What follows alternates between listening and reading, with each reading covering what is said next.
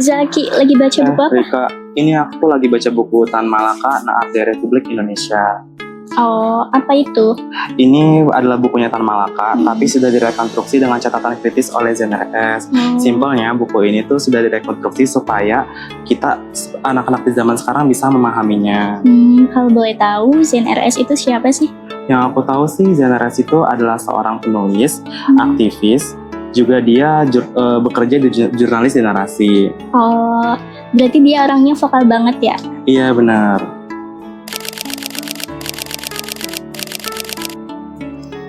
Di tengah perkembangan zaman yang semakin cepat, manusia tidak hanya dituntut untuk mampu membaca dan menulis. Lebih dari itu, manusia harus mampu memahami informasi, mengolahnya, dan menggunakan informasi tersebut secara bijak dalam kehidupan sehari-hari. Kemampuan inilah yang disebut sebagai literasi.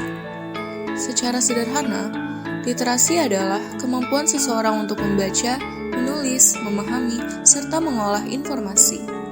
Literasi menjadi fondasi penting dalam pendidikan dan kehidupan sosial. Dengan literasi, seseorang dapat berpikir kritis, mengambil keputusan, dan memahami dunia di sekitarnya. Literasi digital adalah kemampuan untuk menggunakan teknologi digital secara cerdas, aman, dan bertanggung jawab. Literasi digital bukan hanya soal mampu menggunakan gadget atau media sosial, tetapi juga memahami bagaimana mencari informasi yang benar, membedakan fakta dan hoaks, menjaga etika komunikasi, serta melindungi data pribadi di dunia digital. Karena itu, literasi digital menjadi sangat penting. Dengan literasi digital yang baik, masyarakat dapat menggunakan teknologi untuk hal-hal positif, seperti belajar, bekerja, berkomunikasi, dan mengembangkan kreativitas. Definisi melekatnya adalah tidak pernah saya tinggalkan. Mungkin memang saya nggak menyebut itu identitas ya, tapi pekerjaan. Menulis itu pekerjaan saya. Saya hidup dari dunia tulis menulis.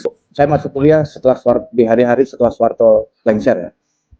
Itu kan momennya kira-kira semua orang aktif, semua orang mahasiswa ngomongin politik, semua orang berdiskusi lewat jam-jam kuliah ya.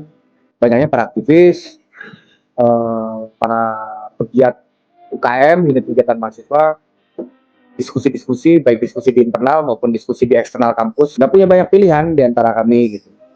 Buat jajan-jajan juga nggak banyak, jadi memutuskan untuk ya akhirnya dari satu diskusi ke diskusi, pemikiran-pemikiran kiri dari mulai sejarahnya, ideologinya, peristiwa-peristiwa historisnya, nggak ada. Ya saya melakukannya setelah Orde Baru, tumbang. Jadi relatif ada derajat kebebasan tertentu yang memang dinikmati. Saya nggak merasa ada yang berubah ya dari cara saya berpikir, pokok-pokok pikiran saya.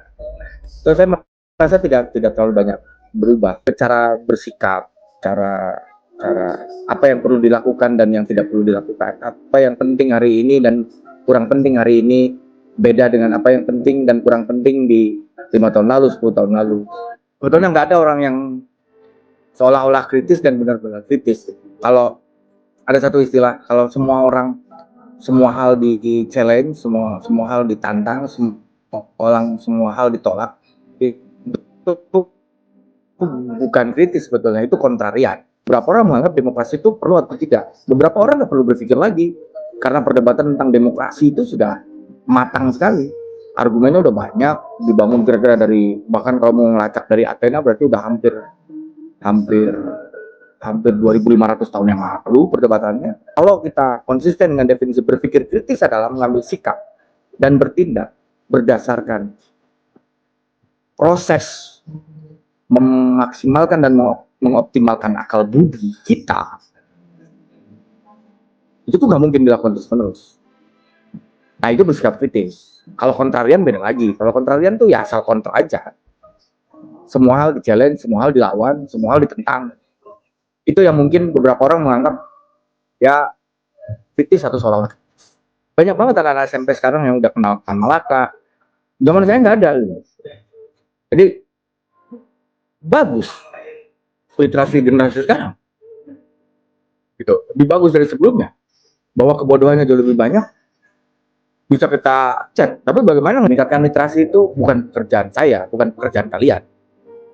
Itu kalau mencerdaskan kehidupan bangsa itu amanat konstitusi buat negara, bukan buat saya, bukan buat kita, bukan buat kalian. Dua orang pembaca buku yang tidak pernah ketemu jadi ketemu. Bebas saja meningkatkan minat baca. Bebas menyediakan tempat biar para pembaca buku bisa ketemu. Kayak Bebasari banyak. Jadi kalau tempat model kayak Bebasari yang orang nggak sungkan untuk datang itu udah banyak, saya merasa itu udah cukup. Porsi mendengar harus lebih banyak daripada porsi berbicara. Itu yang akan membuat sikap kritis kalian tidak akan menjadi kontrarian. Itu pertama. Yang kedua, jangan jadi moralis. Moralis dalam pengertian menilai segala sesuatu dengan perspektif moral. Kalian harus membaca segala sesuatu dengan material ya. Cara berpikir moralistik itu nggak akan membantu dan mengubah apapun. Itu hanya akan membuat kita menjadi seorang bitter idealis gitu. Seorang idealis yang pahit, yang hanya bisa yapping, yang hanya jadi tukang cancel. Dan asah cara berpikir material supaya kalian tidak menjadi tukang yapping, kalian tidak menjadi pengeluh, dan kalian tidak membayangkan dunia berubah hanya gara-gara wishful thinking karena ngarep doang. Zen ini cukup memberikan kesan kepada saya, utamanya dalam atau dari sisi intelektualitas ya. Saya cukup menaruh respect yang cukup besar terhadap beliau, karena beliau ini mulai apa ya istilahnya ya, berkarya mungkin ketika saya tahu beliau pertama kali masuk di media online tirto.id namanya. Pada saat itu ketika tirto.id muncul, Tirto itu adalah pada saat itu menurut saya, bagi saya ya, sekitar 10-15 tahun yang lalu, Tirto memberikan nuansa baru dalam memberikan media pemberitaan, dan salah satu di dalamnya ada Kang Zen RS. Dan Kang Zen ini termasuk orang yang salah satu penulis di Indonesia yang menurut saya brilian ya. Maksud saya dalam arti isi pikirannya fresh banget gitu ya. Dimana ketika dia menulis itu diangkat dari skripsinya. Pada waktu-waktu tersebut orang membicarakan sepak bola itu ya udah as it is sebagai olahraga aja gitu ya. Tapi kemudian Kang Zen dengan menggunakan lensa simulakra itu tadi menjadi suatu kebaruan, tema yang sangat baru dan sangat fresh pada saat itu. Dan saya tentu kalau ditanya kesan, justru sangat suka sekali ya, karena biasanya saya menikmati sepak bola ya udah sebagai olahraga begitu saja. Tapi kemudian Kang Zen dengan analisis simulakranya memberikan wacana baru yang sangat menarik buat saya begitu. Pengaruh signifikan bagi anak muda terkait Kang Zen justru adalah bukan tidak hanya di bukunya menurut saya, tapi kemudian dari tindak tanduknya Kang Zen. Karena kalau misalnya orang mengikuti Kang Zen ya, misalnya dari segi beliau kan cukup sering diundang ya di diskusi-diskusi. Ketika orang mengikuti atau diskusinya aja, menurut saya itu akan memantik tuh pikiran orang lain untuk berpikir lebih kritis beyond dari apa yang sebelumnya nggak terpikirkan oleh kita. Jadi bukunya itu medium kecil aja. Justru yang kemudian bisa memantik ya, kalau tadi pertanyaan teman-teman adalah bisa memantik nggak ke kritisisme anak muda, justru adalah person dirinya sendiri ketika public speakingnya dia tuh, menurut saya yang punya kapasitas untuk mempengaruhi orang lain. Spektrum pemikirannya Kang Zen itu menurut saya cukup luas ya, uniknya Kang Zen tuh. Jadi ketika tadi dia punya karya tulis bola, tapi ketika dia ngomongin literasi juga lancar banget tuh, enak banget. Dia menjelasin tuh tradisi literasi dari zaman Orba gitu ya, lalu kemudian bagaimana kaitannya dengan represivitas dari zaman Orde Baru tersebut yang kemudian memberikan dampak terhadap situasi komunitas literasi di Indonesia di hari-hari sekarang gitu ya. Di luar dari isu literasi ya, isu literasi itu udah pasti ya, itu adalah bentuk kontribusi Kang Zen terhadap bagaimana ia mencerdaskan bangsa gitu ya, anak bangsa gitu. Tapi tambahannya adalah ia berbicara di luar isu literasi, misalnya di isu-isu sosial, ia juga memberikan perspektif alternatif menurut saya. Perspektif alternatifnya itu ia sampaikan gitu ya lewat narasi yang berbeda dari narasi pemerintah misalnya. Sebagai contoh misalnya ketika ramai aksi di Agustus kemarin gitu ya.